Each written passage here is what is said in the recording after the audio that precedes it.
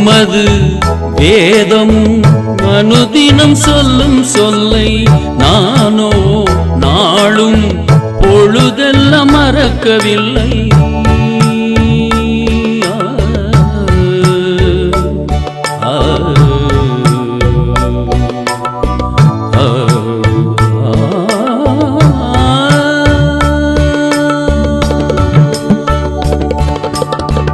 உமது வேதம் அனுதினம் சொல்லும் சொல்லை நானோ நாளும் பொழுதெல்லாம் மறக்கவில்லை.